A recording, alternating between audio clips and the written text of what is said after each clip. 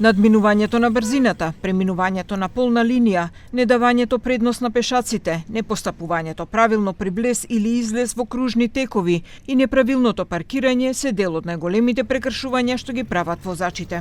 Mendoj se koha afat një mujor për testimin du mbrije se qytetarët janë vëmendshëm edhe e dinë ku i kanë më shumë problemet. Problemet e kanë më shumë te shpejtësia, se tash vozitin vetura të forta edhe ai nuk e shtron vëmendjen se sa çop për momentin.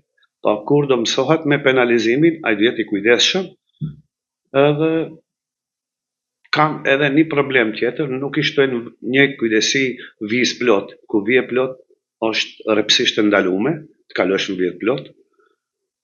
Mandej duhet të jenë kujdesshëm sa i përket unazave, duhet tentojnë të hapën përparësi, tek mësarët duhet me u dhanë përparësi, në vizë bardha nuk vjen shpreh, diskutohet për mësarin.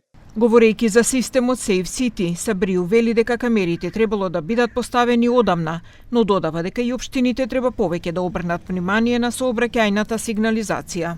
Камерave adesh tjetë më para, se është mirë qytetarët duhen më të kujdesshëm, se qytetarët kur përketen nëpër xhepa me dënimet, atëherë do shtrohet kujdesi më shumë. Sa i përket sinjalizimit, ndryqimit në komunikacion, kena kushte, në përjashtim kam një vërejtje të vizat e bardha, se shumë me ngjecje po i vizatojmë, po i anashkalojmë në një farë mënyre, po në përgjithësi një mes me ekziston sinjalizimi. Проектот Safe City предвидува камерите во Скопје, Тетово, Куманово и автопатите автоматски да ги регистрираат прекршувањето во сообраќајот, како надминување на брзината, минување на црвено светло на семафор, истечена документација и неправилно паркирање.